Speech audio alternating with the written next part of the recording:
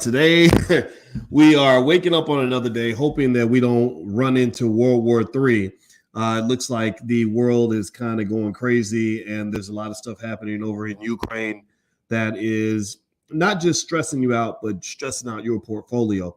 So there's a lot going on. I'm going to break some of this down for you. So get comfortable, buckle up your seatbelt. We're going to get started on the Black Financial Channel right now.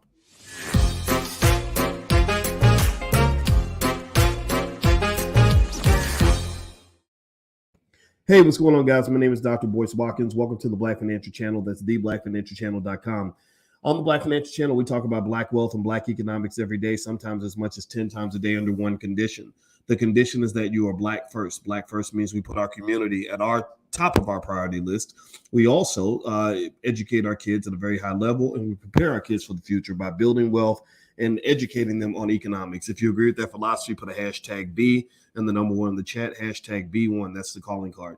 So hello, get into the Black and Anthony Scott. I'm going to make this very quick because my wife is about to use the desk. We are in Louisville, Kentucky this week because we decided to sponsor a group called Black Achievers. The Black Achievers is the organization in Louisville, Kentucky that gave me my first scholarship when I was 18.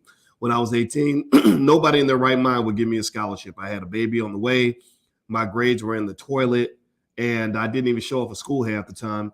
But for some reason, when I did that scholarship interview with Black Achievers, somebody believed in me. And because they believed in me, they gave me that scholarship to the University of Kentucky.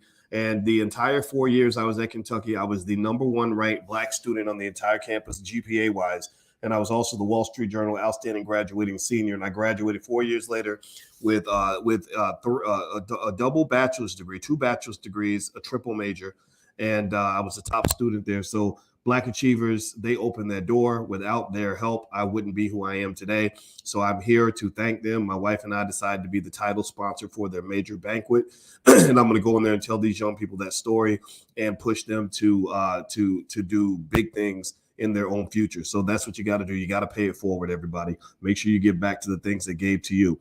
With that said, how's your portfolio doing today? Did you make money today? If you did make money, congratulations, you probably did. The stock market did extremely well. It went up about 700 points. That's a very big deal.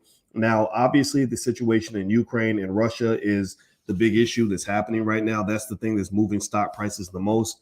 There's a guy named Mohammed El-Arian who basically says that this is the worst case scenario. And he's talking about in terms of what's happening with the Fed raising interest rates to deal with inflation. Now they have to deal with the second issue, which is an economic downturn. And here's what El-Arian says. He's a smart guy. He says, this is the situation everybody was afraid of, that by being late, you have fewer policy options. He's 100% correct.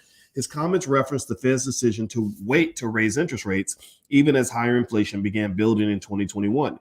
In January, consumer prices rose at their fastest level in 40 years, a situation that most central banker policymakers last year had dismissed as transitory. Now markets expect the Fed to begin boosting rates at its March meeting.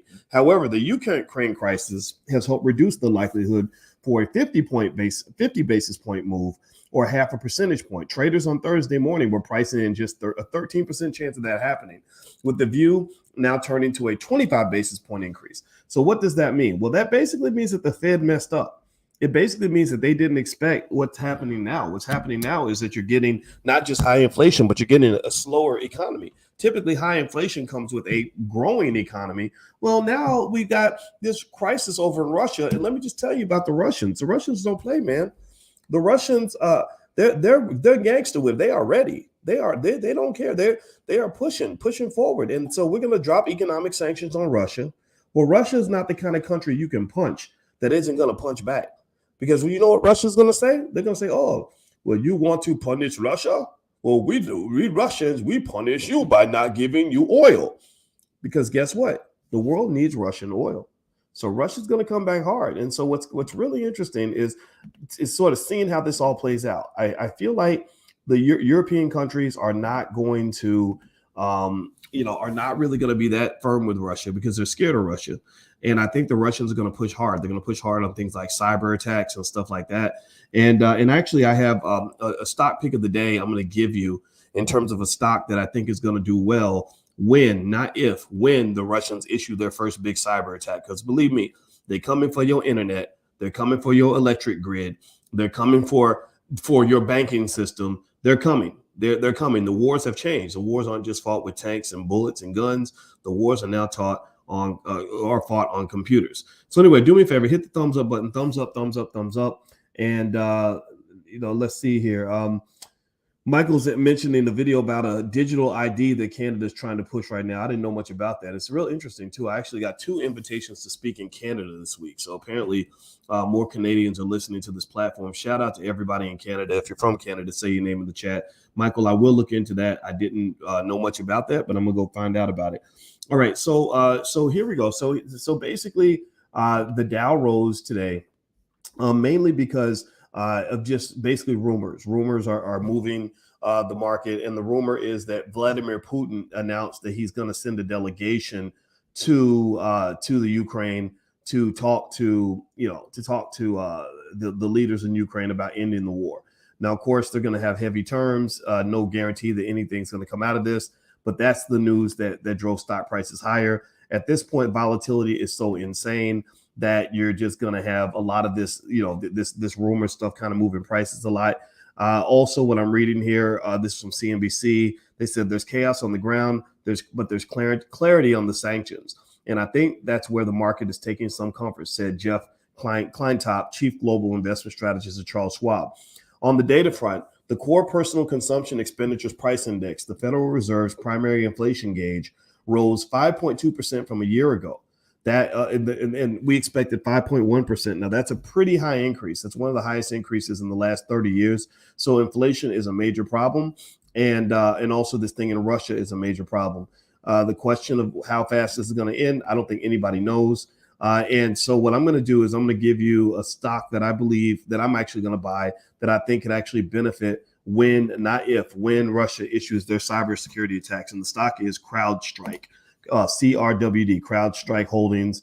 That is the stock that I am going to buy to position for whatever crazy cybersecurity stuff Russia does.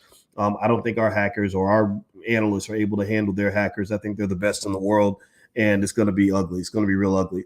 So what I'll do is I'll keep you guys posted on what's going on in the markets. Make sure you subscribe to the channel. I got to bounce up out of here because my wife needs to use the laptop, and I got to go visit with the kids at Black Achievers. By the way, shout out to everybody in Detroit. I'm going to speak at the Black Business Summit next week in Detroit. I wish I could tell you guys to come, but don't come because all the tickets are sold. It's completely sold out. Lord knows I did not know that anybody wanted to see me that bad, but literally they just informed me that every single ticket is sold. So there are no more tickets available, but I will keep you guys posted when we do another event. And also don't forget, Lene Javette is actually hosting a women's business conference called the Black Power Conference. Get it, Power, H-E-R. And you can actually take a look at boycewatkins.com if you'd like to join that conference on March 5th and 6th. So anyway, guys, I'm going to get out of here. I hope you guys have a wonderful day. Please hit the thumbs up, share, subscribe button on your way out, and I will talk to you soon. Take care now. Peace.